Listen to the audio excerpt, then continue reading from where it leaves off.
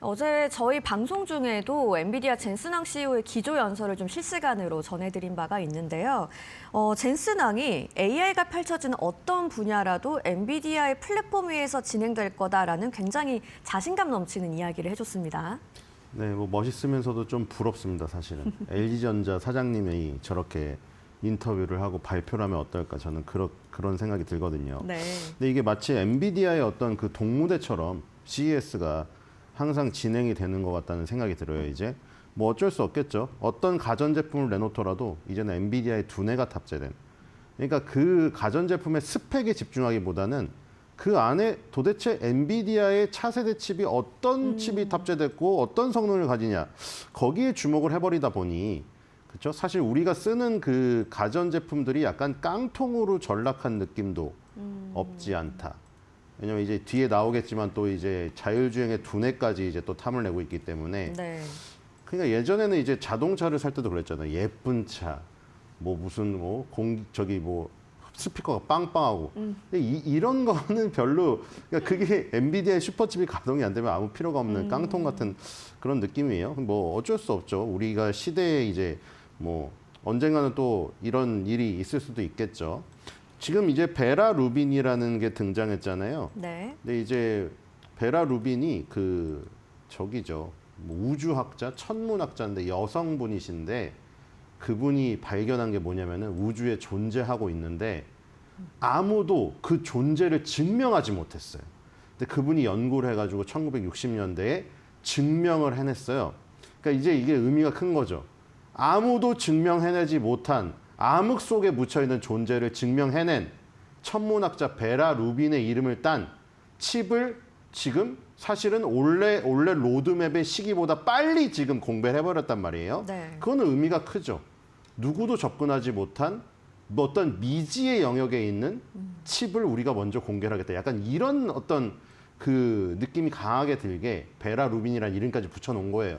그 전에 블랙엘도 그렇고 호퍼도 그렇고 다들 지금 보면은 천문학자, 아니면 과학자, 방산 이런 쪽에서 어떤 굵은 업적을 남기신 분들, 특히 여성 이름 많이 쓰고 계시더라고요.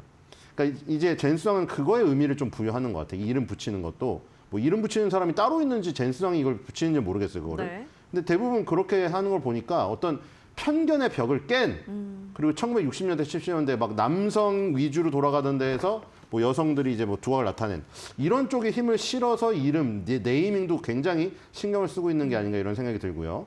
그리고 이제 쫙 이제 그 뒤편에다가 그 파일을 올려놓고 공개를 하는데 거기에 이제 앵커님이 질문하신 그게 딱 박혀 있는 거예요, 지금. 엔비디아 One Platform for Every AI. 그러니까 이게 뭐냐면은 아까 AMD도 공개를 했다고 했는데 뭐 리사스 언니랑도 친하게 지내죠. 근데 항상 이렇게 연설할 때 보면은 AMD가 뭐가 아예 없다. 어떤 AI가 두각을 나타내도 플랫폼은 딱 하나다. 이거 마치 무슨 하나의 중국 같은데 하나의 플랫폼 엔비디아밖에 없다. 아예 이거를 딱 박아놓고 그냥 설명을 해버리는 네. 지금 이런 상황이거든요. 지금 이 문구 캐치프레이즈 같은 거를 딱 띄워놓고 계속 설명을 하니까 엔비디아 이외에는 AI에 발 들여놓지 마. 약간 이런 약간 선포 같은 개념이에요. 좀 세뇌당할 것 같기도 해요. 예, 맞아. 네. 맞아요. 뭐 가스라이팅을 뭐 한다고 해서 뭐 그 일부러 무슨 그 엔비디아 칩을 쓰는 건 아니고 네. 가스라이팅 안 당해도 이제 너무 훌륭하니까 쓰지만 지금 그리고 역시 돈을 많이 버셔서 그런지 가죽 재킷이 잘 보셨나요? 원래 조금 약간 빈티지하고 좀 그 거친 느낌 입고 나왔잖아요, 보통. 아, 근데 광택이 완전히 남다르더라고요. 무슨 글로시하고 막 악어 가죽 그런 걸 입고 나오셨더라고요, 어제는. 네.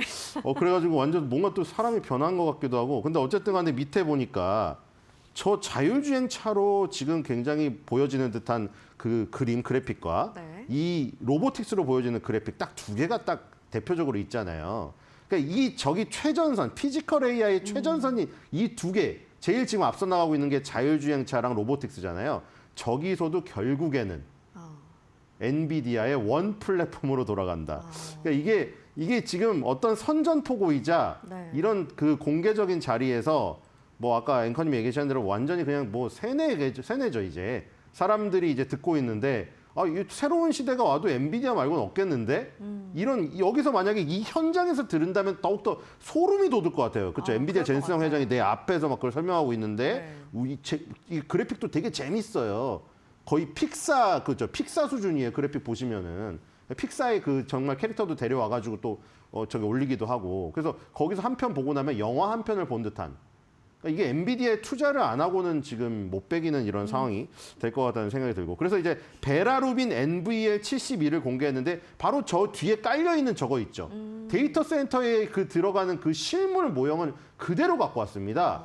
이제 베라루빈이 아까 그 천문학자 여성 천문학자 이름이라고 했잖아요. 네. 베라루빈 NVL72를 공개했는데 이게 CPU 베라 36개랑 GPU 루빈 72개를 결합한 슈퍼칩입니다. 그러니까 베라 루빈이라는 사람의 이름을 반반씩 나눴어요.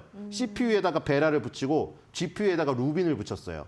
그래서 이 천문학자의 이름을 두 개를 나눠서 CPU와 GPU가 합쳐진 슈퍼칩이 탑재된 이런 지금 이 상황을 지금 보여주고 있고 기존의 블랙엘 그러니까 이게 블랙엘 울트라가 지금 나오기로 되어 있었잖아요. 네. 그러니까 원래 보통 이렇게 갔거든요. 뭐 호퍼가 나오면 그레이스 호퍼 뭐 슈퍼 뭐 어쩌고저쩌고 나오고 그 다음에 차세대 나오고 블랙엘 나온 다음에 블랙엘 울트라 나온 다음에 차세대 나오고 이랬는데 이거를 주기를 중간 단계를 잘라버린 거예요. 지금 블랙엘 울트라가 나올 거를 바로 루빈으로 나가버린 거예요. 완전히 건너뛰었군요. 그게 지금 이거를 빨리 가겠다는 거예요.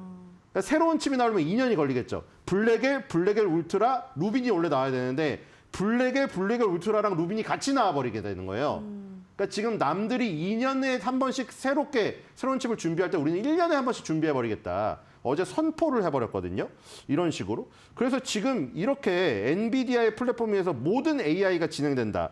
이 캐치프레이즈 아래 베라루빈이 이미 양산 단계에 있다고 선언을 해버려서 이제 후발주자들은 급해졌어요, 마음이. 네. 엔비디아가 보통 그 차세대 칩을 내놓기 전에 원래 칩에다가 뭔가 울트라나 플러스나 이런 거 붙여가지고 좀 업그레이드 버전을 내놓고 갔었는데 갑자기 이거를 땡겨버린다고? 야, 우리도 큰일 났다. 이렇게 돼버려서 이제 젠슨영 회장은 항상 한 발 빨리 움직여서 이 시장을 선점해버리겠다. 이런 그 어떤 강력한 의지를 어제 표명했다. 이렇게 볼 수가 있겠습니다. 확실히 좀 시장은 흥분할 수밖에 없고 경쟁사들은 초조해질 수밖에 없는 그런 이야기들을 많이 한 것 같습니다. 말씀하신 것처럼 베라루빈이 이미 양산 단계에 있다고 얘기를 했는데요. 이 베라루빈 칩에 적용됐을 때 성능과 효능에 대해서 굉장히 놀라운 결과가 나올 거라는 걸 데이터로 어제 설명을 했죠. 네. 그러니까 뭐 엔비디아가 이제 생산을 직접 하진 않고 이제 TSMC가 생산하고 있겠죠. TSMC 공장에서. 엔비디아는 팹리스입니다, 여러분들. 공장이 없는 팹리스죠. 설계도만 넘겨주는 업체라 TSMC가 바쁠 거예요. 그러니까 TSMC 목표 주가가 엄청나게 또 올라가고 계속 오르고 있잖아요, 지금. 그리고 거기 들어가는 노광 장비 만드는 ASML도 지금 연일 지금 오르고 있거든요. 한 4일 사이에 25%가 올랐을 거예요, 지금. 자, 그래서 이제 이런 부분들이 결국에는 엔비디아 GPU의 슈퍼칩이 나오면서 그거를 TSMC 맡기고 그래서 장비가 필요하고 이게 연쇄적으로 이 작용 단계가 지금 주식시장에 적용되고 있는 건데 결국에 이제 이 데이터로 어떤 설명을 하면서 뭐 그냥 정신적인 가스라이팅이 아니라 이성적으로 데이터로 이렇게 피력을 하니까 사람들이 더더구나 빠질 수밖에 없죠. 자, 일단 세 개의 그래프를 딱 띄워놨더라고요. 세 개의 그래프가 의미하는 게 뭔가 봤더니 이제 맨 왼쪽을 봤더니 이게 이제 GPU 수의 증가가 가로축에 있고요. 그 세로축에는 처리량이 있어요. 스루풋이라고 처리량. 네. 근데 이게 처리량이 늘어나면은 그러니까 GPU를 늘리면 처리량이 늘어나는데 문제는 뭐냐? 옛날에는 GPU를 늘리면 늘릴수록 처리량이 늘어나긴 늘어나는데 이 늘어나다 보니까 병목 현상이 우리가 자동차도 통행량이 많아지다 보면은 어느 구간에서는 병목 현상이 일어날 수밖에 없죠. 똑같은 도로의 폭이 똑같은데 차가 많아져 버리면 병목 현상이 일어나잖아요. 네. 근데 지금 이 그래프가 나타나는 거는 병목 현상이 없다는 걸 의미합니다. 그러니까 블랙엘가 밑에 보시면은 블랙엘 그리고 루빈이 나와 있어요. 뒤에 NVL72는 똑같고 블랙엘이냐 루빈이냐인데 블랙엘이든 루빈이든 마찬가지입니다. GPU를 그냥 많이 넣을수록 그냥 그 넣는 속도대로 그냥 선형 꼬부라지는 게 없이 선형으로 계속 증가한다는 거예요. 병목 현상이 없다는 거죠. 이 지금 엔비디아 슈퍼칩화에서는 병목 현상이 없기 때문에 그냥 GPU 수만 갖다가 계속 때려 박으면 그냥 처리 속도가 올라가 버리는 거예요. 병목 현상이 없다. 이런 부분이고 효율성이 완전히 극대화됐다는 거죠. 가운데는 뭐냐면 TPS랑 GPU 수 이건데 TPS가 뭐냐면 유저 인스트럭션. 그러니까 이게 이 유저가 필요한 구조가 많아질수록 GPU 수가 급격히 감소를 하고 있다는 거거든요. 그러니까 뭐냐면 이 지금 필요로 하는 정보량이 많으면 많을수록 GPU가 많아져야 되는데 GPU 수가 오히려 감소한다는 거죠. 효율성에 대한 얘기예요. 네. 블랙엘이나 루빈 칩은 뭐 예전처럼 그렇게 똑같은 숫자가 아니더라도 더 적은 숫자로 더 훨씬 높은 성능을 낼 수 있다는 게 저렇게 반비례식으로 급격히 줄어드는 그래프로 나타나는 것이고요. 마지막도 마찬가지입니다. 이제 마지막은 이제 추론 시대잖아요, 지금. 네. 이제 데이터를 다 학습시켜가지고 실시간으로 우리가 원하는 질문에 대해서 원하는 답변을 해야 되는 이런 인공지능의 임무가 주어진 시대인데 그게 추론 시대입니다. 그래서 지금 이것도 추론 효율이 폭발적으로 개선된 것을 보여지고 있는데 이게 지연 시간이 줄어들수록 비용까지 함께 같이 급감하는 코스트가 줄어나는 것을 보여주고 있는데 그러니까 정리하자면 이거예요. 예전에는 빠르게 하려면 코스트가 많이 들었어요. 그런데 당연하죠. 빠르게 처리를 하려면 돈을 많이 투입을 해야 되죠. 그리고 돈을 덜 투입하면 느려지고. 근데 지금은 더 빠르게 하는데도 예전보다 값이 더 싸져요. 뭐를 이용하면? 블랙엘이나 루빈 칩을 이용하면. 그러니까 우리 거를 써라 이거예요. 인공지능 시대에 어떤 인공지능의 어떤 최접점에 있는 것을 만드는 회사더라도 우리 걸 쓰면은 더 빠른 처리를 하면서도 더 적은 비용이 든다. 경쟁사보다. 그러니까 당연히 우리 칩을 써야지 하는 걸로 지금 이렇게 보여준 겁니다. 네, 정말 그 차원이 다른 변화를 보여주는 것 같은데 어제 또 레벨 4 자율주행이 가능한 알파마요까지 공개를 했습니다.